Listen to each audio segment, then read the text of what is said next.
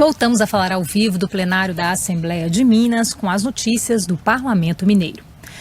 Agora eu entrevisto o deputado Dr. Jean Freire, que é médico, membro da Comissão de Saúde da Assembleia, está acompanhando desde o início toda essa questão do coronavírus. Fizeram uma audiência pública para ouvir a situação do Estado, para saber detalhes de como a situação do Estado, como o Estado está preparado para enfrentar a questão do coronavírus. E nós vamos saber mais detalhes agora, ouvindo o deputado. Boa tarde, deputado.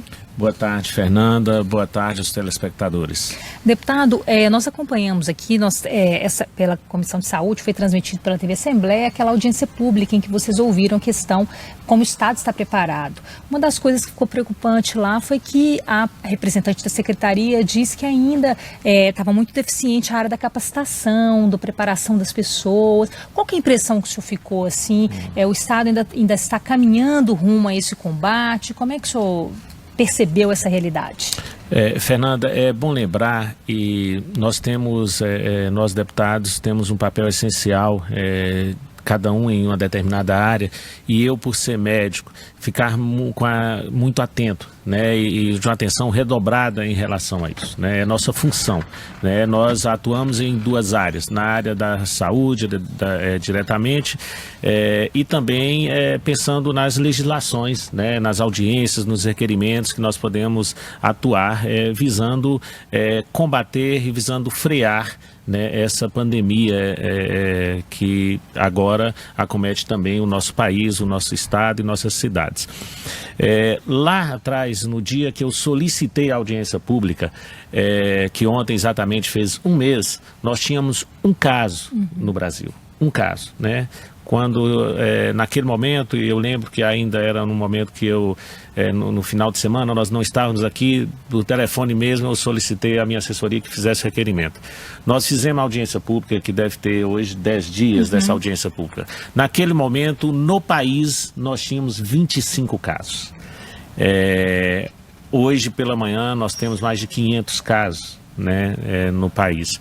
E a nossa preocupação era exatamente saber, em Minas Gerais, até o momento não tinha nenhum caso, a nossa preocupação era saber como o Estado estava preparado, né? E aí, nesse momento de crise, a primeira coisa que se pensa é criar um comitê de crise. É a primeira ação que deve ter um gestor público, né?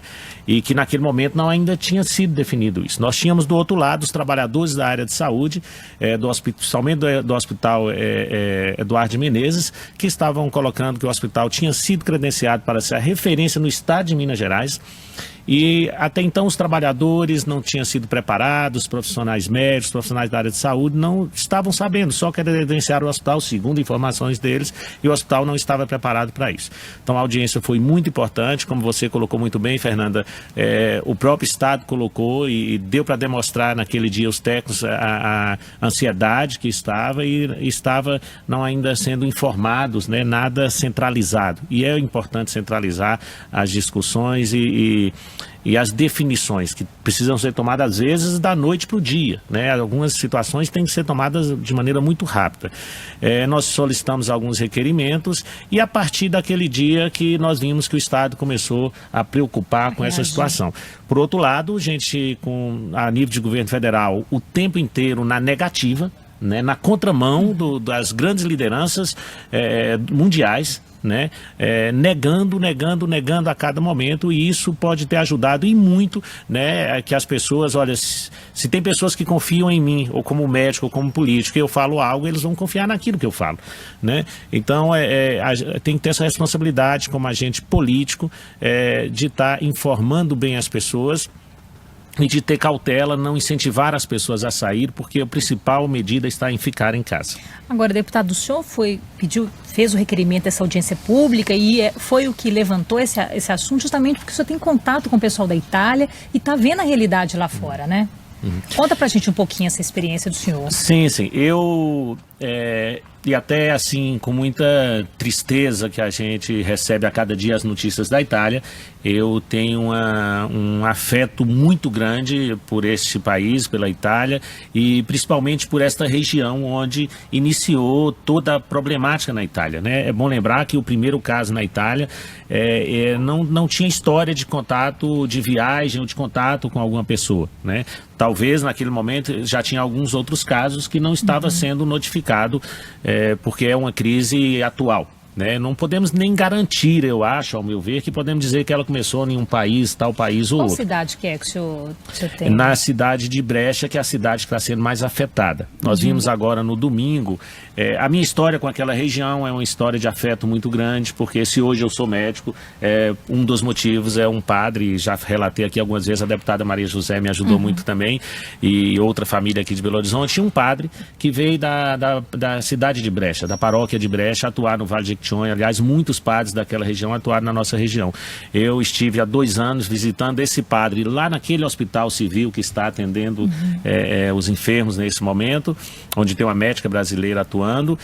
Estive em janeiro do ano passado visitando todos os familiares dele e visitei algumas áreas de saúde também lá dessa região. Então, no dia a dia eu estou tendo contato com eles. E o que nos toca muito é que as frases que eu vi ontem nos jornais falando, hoje pela manhã nos jornais falando, eu ouvi de uma amiga italiana por telefone essa semana. Ela me dizia: Jean, nós não estamos tendo mais locais para colocar os nossos mortos. E hoje de manhã eu vi os jornais falando isso, né? Não estão tendo mais locais nos cemitérios, não estão tendo mais locais para colocar, então até pessoas mortas estão retirando de uma cidade, levando para outra cidade, para outros cemitérios. E essa cidade de Brecha está sendo uma das cidades mais afetadas, eu estou em contato no dia a dia. Hoje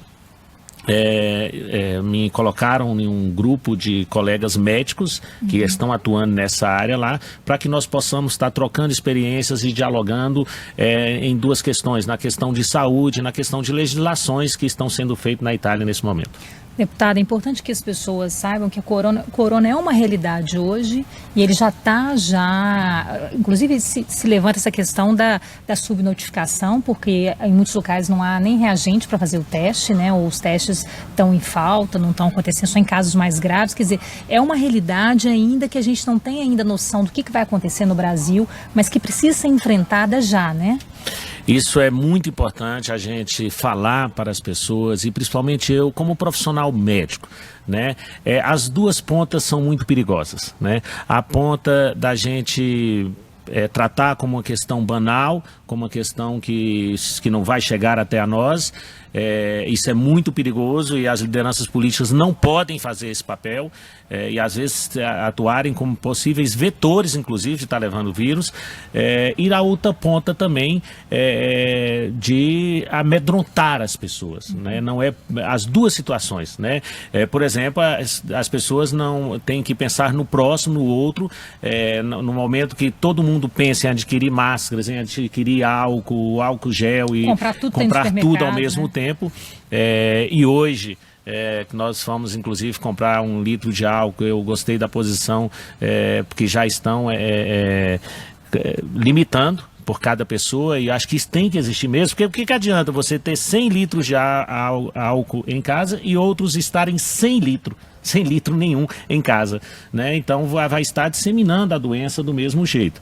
Então essa postura ela é muito importante, mas eu acho que as pessoas têm que encarar a situação da seguinte maneira: é uma guerra que nós estamos enfrentando, é uma guerra contra um inimigo invisível, né? E é um momento que eu acho que a principal ação é ser solidário, né? Inclusive nós vamos ver as pessoas ficarem muito solitárias, né, nesse momento. Então acho que a melhor atitude é ser solidário, é pensar no próximo, é pensar no outro, é pensar naquilo que eu posso fazer, não simplesmente para mim, para a minha família, mas para o vizinho, para o outro, para os mais idosos, né? Isso é muito importante. E cada pessoa pensar que ele pode adquirir a doença. Acho que cada um tem que pensar assim, porque às vezes as pessoas pensam que a doença não vai chegar a ela. O que está fora do grupo de risco. Que está fora do grupo de risco, que nós já estamos vendo, inclusive, em alguns lugares, nos Estados Unidos. Estudos já mostram recentemente agora, porque os estudos são feitos muito agora de um dia para o outro, estudos já mostram que os jovens não estão tão imunes assim, que já começa a doença atingir pessoas abaixo de 50 anos, né? Já começa a mostrar isso com gravidades, inclusive, né? Mas também as pessoas, mesmo o jovem, ele tem que pensar que ele é um vetor, ele pode ser um vetor para aquela pessoa que ele mais ama, né? Então ele tem que atuar, acho que cada cidadã tem que pensar nessa situação, Fernanda. Deputado, o senhor como membro da Comissão de Saúde, médico também, quais serão os próximos passos? É reforçar essa fiscalização dos órgãos públicos, das ações nos hospitais? Eu acho, e na próxima semana a Assembleia, pelo que nós estamos sabendo, vai realizar a Assembleia Fiscaliza, com ações voltadas mais para o coronavírus, e é momento da gente entender isso. Não é momento de cores, de partidos, de debater uma ideologia A, B ou C. É momento que nós todos sejamos de qualquer partido que eu estiver filiado, ou outro estiver filiado, nós temos inimigo em comum. E aí nós temos que pensar nisso e todos juntar força. Juntos nós somos mais fortes. Na Assembleia Legislativa, eu acho que os temas devem, ao meu entender, devem ficar em torno dessa questão, né? Eu já apresentei 3 projetos de leis, ontem nós trabalhamos mais projetos de leis, nós estamos desde o início da semana trabalhando e apresentando projetos de leis que visam atuar nesta questão do coronavírus, para retardar, para prorrogar, ou para que não aconteça determinadas situações, pensando em questões de higienização, pensando em questão de dividir mais a riqueza, né, de dar mais condições àquelas pessoas. Então, porque nós pensamos muito, veja bem, Fernanda, a gente defende uma das principais atitudes é ficar em casa. Essa é uma das principais atitudes. Mas aí nós devemos nos perguntar, para quem nós estamos falando? Para quem está sendo dito isso? Quem é que tem condições de ficar em casa? Né? Se eu tenho condições de ficar em casa, as outras pessoas que trabalham comigo têm condições de ficar em casa? Então nós temos que avaliar isso, e é mais uma maneira de sermos solidários também. E acho que todos têm que atuar nessa situação de manter as pessoas em casa, mas dar condições para as pessoas ficarem em casa. Porque os terceirizados, vejam como os terceirizados vão sofrer, estão sofrendo. Né? Será que as empresas, com a precarização do trabalho, resulta nisso? Será que as empresas estão deixando essas pessoas em casa? Nós vimos um caso muito emblemático que foi divulgado, que era de um casal que adquiriu o coronavírus, um casal de uma classe média alta, e de uma pessoa que estava trabalhando com eles, acabou vindo a falecer. Não sei se é o mesmo caso que passou ontem na televisão, quero registrar isso aqui, no Rio de Janeiro, e a pessoa chegou no hospital com dispneia, né, que é falta de ar, chegou no hospital com febre, era a pessoa do grupo de risco. Ou seja, eles tinham condições de ficar em casa, mas e a empregada que estava com eles? Eles deram condições a ela de ficar em casa, inclusive recebendo o salário. Então é momento da gente aprender o que é solidariedade, porque não adianta os ricos, os políticos, os que têm condições de ficar em casa e os outros não ficarem, aqueles que trabalham junto com eles, a nossa assessoria, vocês aqui da Assembleia não terem condições. Então acho que nós temos que pensar, e é um momento de a gente aprender o que é a palavra solidariedade mesmo. Deputado, só para um esclarecimento de educação mesmo, quem não tiver o álcool gel, higienizar sempre as mãos, né? O tempo todo que encostar em alguma coisa, falar com distância, é isso, mais ou menos? Aliás, assim, é bom a gente lembrar que lavar as mãos com sabão é mais importante até que o uso de álcool gel. Né? Se você tem a opção de se lavar as mãos e o álcool gel, de preferência lavar as mãos. Inclusive que você vai estar guardando aquele álcool gel para outras condições. Né? Então, lavar as mãos sempre, antes de cumprimentar a pessoa, depois de cumprimentar a pessoa, e esse cumprimento que não seja feito também com as mãos, né? Ou de encostar a mão, no nosso caso aqui, no próprio microfone. Você vê que eu estou evitando fazer isso. E a gente, né? Higienizou o microfone antes. A gente procura fazer isso, higienizar antes. Na hora que você vai abrir a maçaneta, se der para usar o cotovelo, né? Agora é o novo tipo de cumprimento, é cotovelo com cotovelo, pé, elevador, os pés, o elevador, eu estou dobrando assim o dedo para apertar o elevador. Ou seja, nós temos que evitar, manter essa distância que nós estamos tendo aqui, 1 metro a 1,5 metros. É importantíssimo isso. Isso para nós brasileiros que não temos, e hoje eu dialogando com um colega médico, e sempre, Fernanda, sempre que atuei na medicina, foi, graças a Deus, na medicina muito humana. E que a gente defende muito o contato, né? Colocar as mãos no paciente, abraçar o paciente, dialogar com os pacientes. Então, aí começa o primeiro sofrimento do médico que faz uma medicina humana. Aí começa o primeiro sofrimento. Ele não pode abraçar o seu paciente, ele não pode tocar a mão do seu paciente, às vezes até para examinar o paciente tem que tomar todo cuidado, às vezes usar uma luva, né? E isso dói para quem desenvolve a medicina, que cada dia mais nós temos que humanizá-la, entender o paciente, a pessoa como um todo e não como uma doença, né? Então, para nós, e o brasileiro tem muito isso de ser muito afetivo, né? Isso já é uma primeira dor para a gente, né? Mas nós temos que tê-la, nós temos que respeitá-la para amanhã nós podemos abraçar mais, beijar mais, dar mais as mãos. E controlar esse vírus, né, deputado? Não tem jeito, né? Controlar esse vírus, que eu acho que nós temos que estender mais a curva, né? Diminuir o pico de infecção. Não é fácil. Eu acho que nós no Brasil, se nós compararmos, ontem fez 20 dias que ocorreu o primeiro caso no Brasil. Nós estávamos com 350 casos por volta disso. Na Itália, quando tinha 20 dias do primeiro caso diagnosticado, eles tinham 3 casos. Né? A Espanha, com 20 dias, tinha 2 casos. Então, isso é importante para nos chamar a atenção. Né? Mas, por um outro lado, as informações vêm chegando.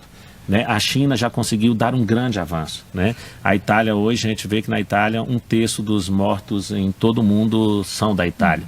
Né? A China agora já está dando suporte à Itália, mandando máscara, álcool gel para lá. Talvez vai chegar um momento que nós possamos precisar desse suporte também. Isso é muito importante. É momento, inclusive, da gente não julgar, né? Como eu vejo algumas lideranças julgando. A China é o nosso principal parceiro comercial. É momento de ter a cabeça no lugar, mesmo aqueles que nunca tiveram a cabeça no lugar, mas tentar pelo menos nesse momento ter a cabeça no lugar e ser solidário, juntar as forças, não ir para o debate ideológico. Acho que não é esse. O país vive uma crise econômica e depois do coronavírus, com certeza a crise vai estar pior. Né? E aí nós temos que ter articulações e juntar forças para tirar o país da crise, o estado de Minas Gerais e os municípios, porque já começa a chegar nos municípios menores também. Eu venho da cidade de Taubim, onde já está público, que nós temos 2 casos suspeitos, né? Nós já temos algumas cidades do Jequitinhonha com casos suspeitos, né? E aí nós temos que pensar como agir, o que nós podemos fazer, né? Eu estou pensando que como legislador, principalmente na posição de médico, eu não posso sair do combate, né? Ou estarei ajudando os meus colegas médicos, ou como parlamentar tentando conscientizar as pessoas, usando espaços como esses aqui, usando a internet, que hoje acaba que nesse momento vai ser muito importante de manter as pessoas mais próximas umas das outras. Ok, deputado, muito obrigada pela ajuda do senhor, também como médico nos orientando aqui, doutor Jean Freire, que é da Comissão de Saúde nossa aqui, nos ajudando nesse momento difícil. Muito obrigada, viu, deputado? Muito obrigado a você, Fernanda, a você, telespectador que está em casa. Se eu posso deixar uma mensagem agora, que nós possamos descobrir o valor da solidariedade, né? De pensar no vizinho, de pensar naqueles mais idosos, naqueles que vivem num lar de idosos, né? Que nós possamos pensar o que nós vamos criar. E eu acho que nós temos que pensar em muitas situações lúdicas, Fernanda, para também dar tranquilidade a essas pessoas em casa, né? Eu vi ontem o grande violeiro Chico Lobo vai fazer um show da casa dele, né? Para que as pessoas possam assistir pela internet. Uma boa ideia isso. Eu já fiquei pensando o que nós podemos de maneira lúdica também ajudar aquelas pessoas que estão em casa, porque vai ser um momento difícil, uma fase difícil no nosso país, no nosso estado, nas nossas cidades, e que nós temos de ajudar de todas as maneiras. Na China, por exemplo, as pessoas passaram a ficar mais em casa e passaram a aumentar mais a violência doméstica contra as mulheres, né?